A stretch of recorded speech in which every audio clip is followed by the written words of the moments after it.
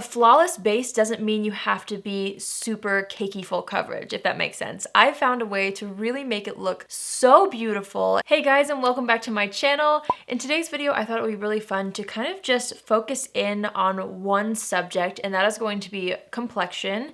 This time around, I really wanted to share with you guys my current favorite Flawless Drugstore Foundation routine. This is something that I've been loving. A lot of these products I've talked about before, but I really wanted to kind of dive in depth and show you guys exactly how I use them and kind of spend a little bit more time on the complexion. And I'm just going to kind of go through my steps and I'm going to explain to you why I do them, and you'll be able to see the results that I get from it. I'm obsessed with this foundation routine right now. So let's just jump into the routine. Later I'm going to show you a side-by-side comparison so you guys can see how it looks before and after like I usually do. Right now I'm really into a little bit more of a glowy complexion. That doesn't necessarily mean that you have to lose coverage that you want, because for me it's really important for me to have a foundation routine that's going to cover up any acne scarring, any blemishes that I might have, and I've really learned over the past year or so how I like to do that in a way where my good skin still shows through. A flawless base doesn't mean you have to be super cakey full coverage, if that makes sense. I found a way to really make it look so beautiful and really natural looking,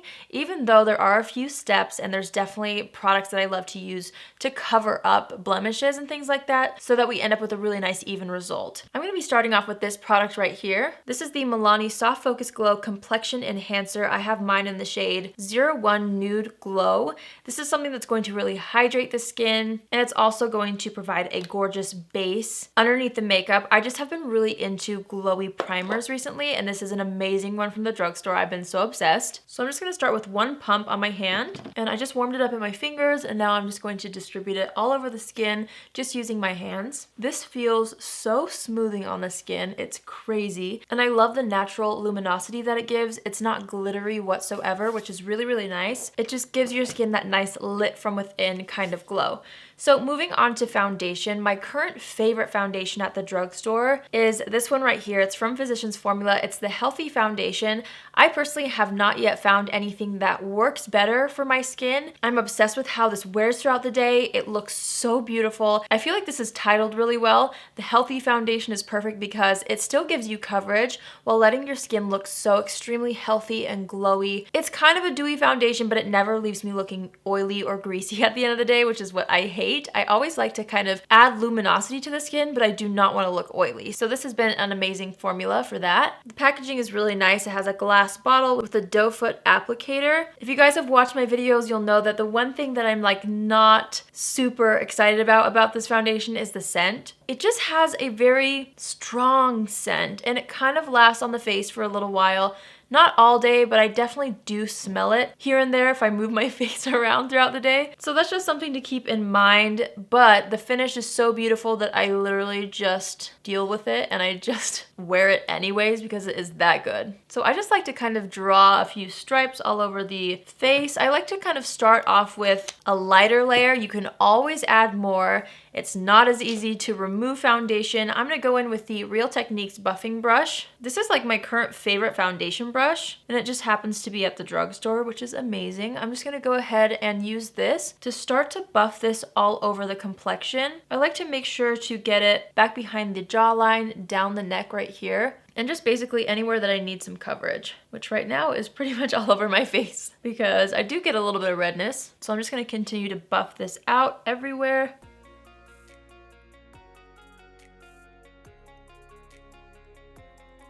And I even like to apply a little bit kind of in this inner corner here. A lot of us have darkness right here. So I like to take the foundation and then I will show you the concealer as well. But I like to apply it in that area just to kind of brighten it up a little bit more. Okay, once I feel like I've got it pretty evenly distributed, this is key for any foundation application for me. I like to take a sponge and I'll just go ahead and apply a little bit more foundation onto it. This creates a barrier between the sponge and the foundation that's already on your face. If you feel like you went a little overboard, don't put it on the sponge because then the sponge will pick up any excess product. If you want to keep the coverage but you want the finish of a sponge, do this and that will help keep the coverage, and then you'll be able to smooth it out all over the skin without the sponge actually like sucking up any excess product. So now I'm just going to go over the entire face with a sponge, and I just like to press it into the skin And this is going to help create the most beautiful finish. Seriously, the whole brush and sponge combination makes such a difference in the end result of your foundation. I do this with any foundation that I wear. It just makes every foundation look its very best, in my opinion. Also making sure to blend that down the neck. Already, I'm so obsessed with how this is looking. Next, we're gonna go into concealer. And the thing that I really love to do, especially when trying to create a really nice,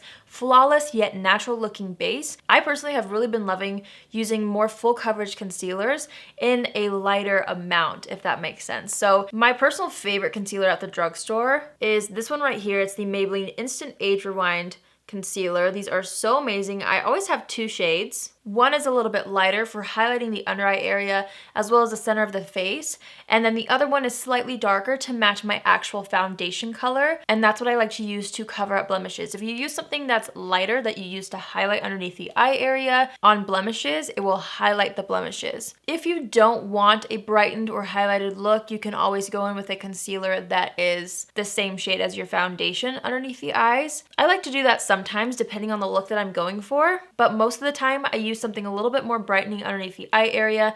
It just helps kind of freshen things up. It makes you look more alive. So that's what I'm going to do today. I'm going to take the shade Fair. And again, less is more. So I like to kind of take it in this inner corner here and then drag it along where I have the blueness. And you can already see the difference. Just by swiping the concealer there, you can see how much brighter this eye looks compared to the darkness that we kind of see in this eye. The foundation covered it up a little bit, but hopefully you guys can see what I'm talking about. I'm just going to leave it at that. And then I'm going to take the darker shade, and this is where I'm just going to start dotting over the areas that I want a little bit more coverage. My cheeks usually have quite a bit of redness, so I do tend to dot a little bit more concealer in this area than on the rest of my face, but I just like to kind of go around and just dot it over my blemishes. I've got some going on the forehead up here. But by spot concealing, it allows my good skin to shine through wherever it is. And when people look at you, they don't see a heavy layer of foundation because you only used heavier layers around the blemishes. So now I'm just going to go in with my sponge and I'm going to blend out the darker concealer first. And I like to use a pouncing and pressing motion. If I wiped with a sponge, it would completely defeat the purpose of trying to create this flawless base. So pressing it into the skin really helps to blend it out around the blemish, and it just helps make it look more seamless. You can do a little bit of a press and roll action if you want to. Basically, just don't wipe the sponge. That will help a lot. And the reason why I'm blending out the darker concealer first is because if I were to do the eyes first, I have some of the lighter concealer on my sponge and then I go right into the blemishes and it could potentially highlight those blemishes, which would defeat the purpose of what we just did. So I always like to do the skin first. I'm already loving how this is looking. I seriously stand by all of these products, you guys. They're so gorgeous on their own, but when they're used together especially, it creates such a beautiful finish on the skin. And now we're going to blend the fair shade of concealer out underneath the eye area. If you want to add more underneath the eyes, or say you blend out the concealer on a blemish and it's still showing through, you can always go back in and touch that up later. But try to do as little product as possible and then just go back into the areas that still need a little bit more help afterwards. And that's what's going to really help keep the natural looking base. Because if you're just like, oh no, I have blemishes everywhere, and you keep pressing on the foundation in one big layer, it's gonna look cakey really fast. The end goal is to create a natural looking illusion of flawless skin. And if someone's looking at you and they can see the foundation on your face, or say you didn't blend it down the neck properly, it's a dead giveaway. That's why I like to do all these little steps. It almost seems unnecessary, but trust me, if you haven't done these little things and you do, it will make all the difference. It just takes a little bit of practice, especially to learn your own face and what works best for you and where you need to apply the concealer to brighten up those dark areas, or figuring out how to cover your blemishes and things like that. It just takes a little bit of time, but honestly, once you get it down, it's so easy. I feel like everything looks really good. I usually go back in and add just the slightest amount of concealer right here, because even after blending out that first layer, I tend to get a little bit of that darkness showing through. So I just like to build that area up slightly to brighten it up even more. Also, a lot of us get darkness around the nose, so sometimes I like to add a little bit of the light concealer around that area. I honestly can't add too much, otherwise throughout the day it separates really weird. But I've noticed if I add it a little bit further out from right around the nose, I can blend it in and it kind of helps control the amount of product around that area. And that helps with any creasing later on. If you want to, you can also highlight a little bit in the center of the forehead, on the chin slightly. I'm trying to avoid this blemish here. And if you have a blemish on your chin like I do, again, try to go around it so that you avoid highlighting it. You can also put concealer down the center of the nose. I honestly don't always do that. I'll take what's left on my sponge and kind of press on the center of the nose. But I feel like when I do those stripes super heavily down the center of my face, I can tend to look cakey fast. All right, let's move on to setting powder. I have loved this setting powder. I think it's the best at the drugstore. It's the No. 7 Translucent Perfect Light Loose Powder. Looks like this. It's well loved, that's why the cap is very dirty. It's a really nice kind of light pink color, which I think is perfect for brightening. I love when a translucent powder has a little bit of a slight pink undertone because especially for my fair skin, it really helps to brighten up the entire face. So I'm just gonna go ahead and put some in the cap. And I like to take a smaller brush to set the under eye area first. This one is the Sigma Soft Blend Concealer. I'm just gonna go ahead and dip this into some of the powder. I'm gonna tap off the extra. Before you go in with powder, you always want to make sure that you check your under eye area because all of us have fine lines under there. I actually like to apply my concealer and let it sit for just a little bit to see where it starts to settle in the fine lines. And then all you need to do is take your finger and press out the extra concealer that might have settled in the fine lines right before you go in and press in the powder. If you don't do this step, or if you don't wait long enough to see the separation in the fine lines and you go in with powder, you're locking in the creases. So that's a really essential step in making sure you have a nice flawless under eye area. And I do kind of bake the under eye area, not technically I guess, but I do like to add a little bit of extra powder in this area here, especially here, because this is where I get the biggest pores. And I find when I press the powder in there, it just kind of smooths everything out. So I like to just do this first. I'll press in the powder underneath the eye area. If there's a little bit of excess powder right now, we'll take care of it later. I'm gonna do the same thing on this eye, making sure to press out any concealer in the fine lines, and then setting it with the powder.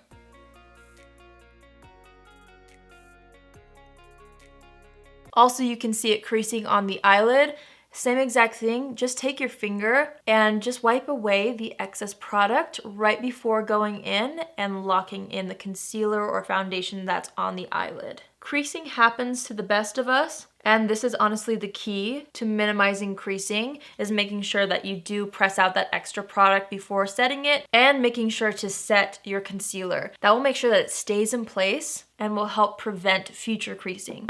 Okay, let's go in with a larger brush. This one is from BH Cosmetics. I will have it linked down below.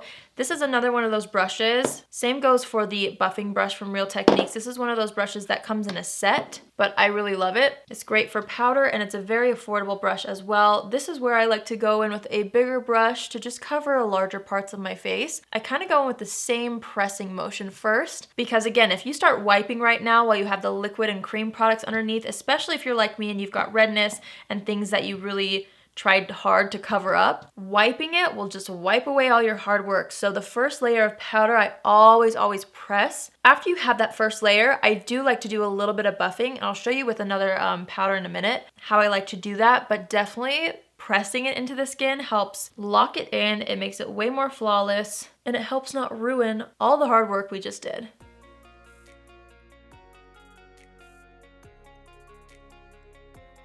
This is also something that I don't always mention in my videos because I feel like sometimes I go through my foundation routine pretty fast in videos because it's not only about the foundation, it's about all the other products. But since I do have a lot of separation that usually happens around the nose, I take my smaller brush and I kind of pack the powder around it, and that helps to prevent the creasing around the nose area as well. I'm also making sure to set the jawline with powder. That's an area that I tend to forget, and I touch my face a lot, so it's important for me to remember to set that so that I don't wipe it off throughout the day. We're looking a little crazy right now with no brows. I'm just gonna brush my brows up really quick to keep me sane. Okay, this next step is one that I feel like is so essential to creating such a flawless, long-lasting yet luminous base. I do this with high-end foundation routines routines as well, but I recently found a product that does the exact same thing as my high-end favorites at the drugstore. So it's the Milani Prep and Set and Glow Illuminating Transparent Powder. So you may notice when you get to this step in your routine where you're all powdered, things might look a little bit lifeless. And this is where this comes in. It's so incredible. It's a transparent powder, but like it says in the title, it's going to be illuminating. So while you apply it, it adds back that kind of glowy finish, and it helps everything look more skin-like without adding cream products and things like that. I love doing this step because it locks in my foundation further, but it brings life back to the skin, which I love. I'm gonna go ahead and take the same brush that I used with the powder, and I'm gonna really dip into this until I can see quite a bit on the brush. And then I like to apply the first amount kind of on the high points, and then I just continue to dip back into the pan. And I guess I do kind of press it into the skin. I thought that I buffed it more than I do, but now that I'm applying it on camera and explaining it to you guys, I also press this powder onto the skin as well, just to really ensure that you're not removing any coverage. I put this everywhere, you guys. I use it as like a finishing powder. So do you guys see how the glow is coming back to the skin? I haven't even added highlighter yet, and it just looks so much more radiant than it did before. Light is reflecting off of my skin and helping it look so healthy. This is such an essential step in my foundation routine. Finishing powders really change the game, especially when you need coverage, and after you're done powdering, it's like, I lost that lifelike look. This brings it back. I'm telling you, it's so good. So really quickly, I'm now gonna show you guys the before and after from a bare face to right now. Obviously, we haven't added bronzer, blush, highlighter, or anything like that, but I really just want you to see the difference, and I want you to see how that radiance is still there. It looks extremely natural in my opinion. It looks beautiful up close in person. I'm so extremely happy with how this looks right now. I'm gonna go ahead and do bronzer, blush, highlighter, finish up my eyes and my lips, and then we'll come back and I'll share with you guys the last couple steps that I feel contribute to an overall really gorgeous complexion at the end of the makeup application. So I will see you guys in a little bit. All right, you guys, so I'm back. I just finished my makeup, and I actually did film it for a little Instagram mini video that I'll be posting soon. So if you want to see exactly how I applied this, follow me on Instagram and I'll be posting that video very shortly. But I love how the makeup applied on top of the foundation. I feel like my skin looks so fresh, but you guys saw we had quite a bit of redness before, but everything looks really, really natural now. I'm going to show you guys the last step of what I do to create a really nice flawless base. I feel like this is so key. If you're not familiar, I have a 3-step setting routine that I swear by. To be completely transparent, 2 of the 3 products that I use in my 3-step setting routine are high-end, but I wanted to kind of switch it up and show you how you can get a similar effect using drugstore versions of these products. So the idea is we set the face twice. Once you're done with your makeup, you're gonna have a little bit of a powdery finish, and to really lock it in and to get rid of that, I like to use 2 different setting sprays. One that's going to kind of smooth the skin, and the other one that's going to lock it in place. So I was going through my drugstore setting sprays, and I felt like maybe we could try this out. I honestly have never used this combo, so if you want to know my exact 3-step set routine, I will have that link down below. But let's try this out. It's the NYX Dewy Finish Long-Lasting Setting Spray. And you guys know I always assess the situation before we set it, because once you set the makeup, you don't really want to go back in and add anything else. So I always make sure that I have enough blush, bronzer, highlighter, anything like that. Let's go in with this spray. And I'm very generous with this.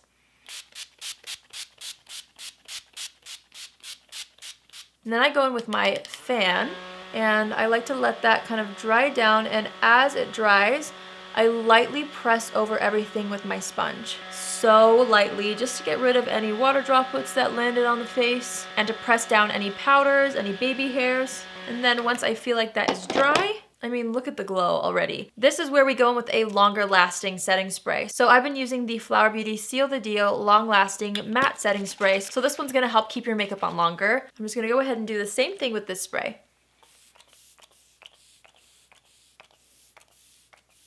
And I'm really generous with this. Okay, then we do the same thing with the fan, and we go back in with the sponge one more time. All right, the 3rd step in my 3-step setting routine is my secret weapon, the Rimmel Stay Matte Transparent Powder.